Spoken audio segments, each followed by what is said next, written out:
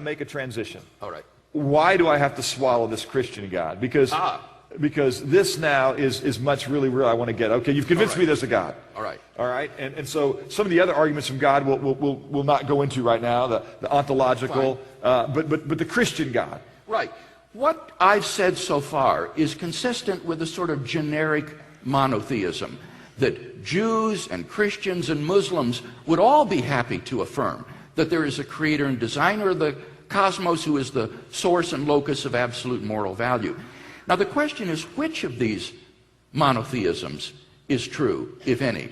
And what I would argue is that God has revealed himself decisively in the person of Jesus of Nazareth, who claimed to be the Son of God and the absolute revelation of God, and whose radical personal claims were publicly vindicated by God by raising him from the dead. So you're going to run right to the resurrection? Yes. Okay. So the resurrection, Paul had a point when he said, and so should you, all right? But Paul said, look, if the resurrection didn't happen, we above all men are to be pitied, we above all men are fools. So the resurrection event. Let's. I know you have a slide in case we got here. So let's walk through what you think are the best arguments for the resurrection of Jesus. Because if the resurrection event happened, it does seem to set him apart. Oh, it does, clearly. All right.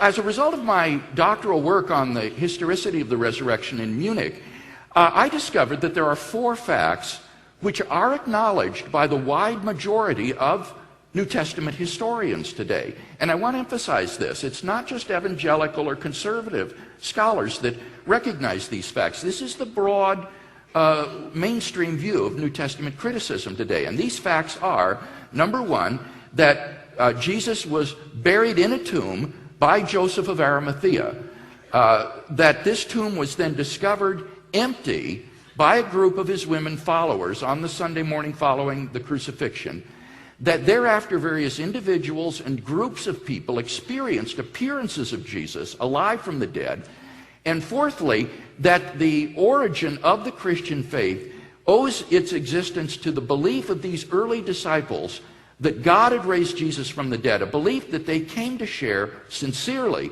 and suddenly, despite every predisposition to the contrary.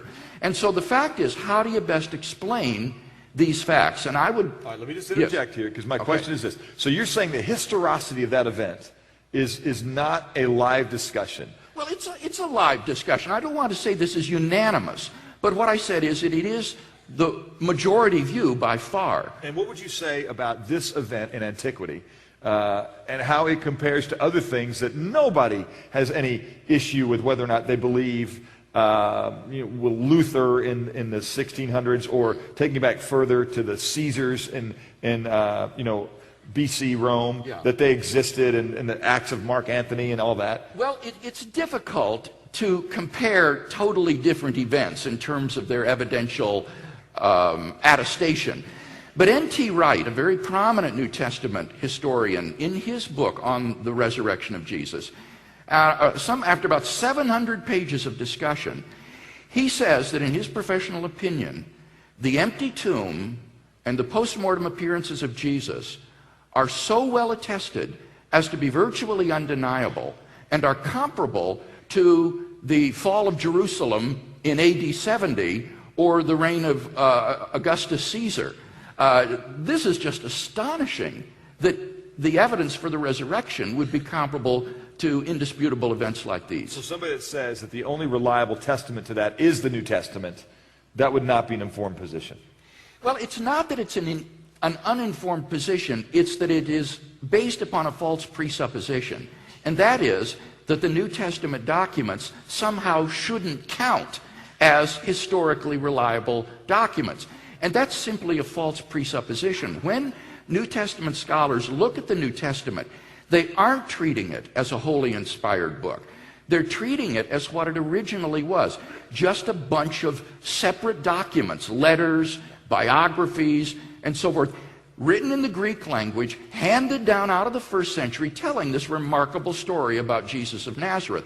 And we have far more historical information about Jesus of Nazareth than we do for most major figures of antiquity. Yep, that is key, because I think that's where folks go. They go, well, you can't believe those guys because they're part of the conspiracy. Right. Okay. That's uninformed. It is uninformed. Yeah. And give me your best 15 seconds on why that's uninformed. Well, this used to be held back in the late 18th century among certain English deists and German rationalists. And basically, it was exploded and rejected universally by scholars since then for a couple of reasons. One is that it is anachronistic. It reads the disciples' situation through the rear view mirror of Christian history, thinking that they would fake a resurrection so that Jesus could be the Messiah, rather than putting yourself in the shoes of these disciples themselves.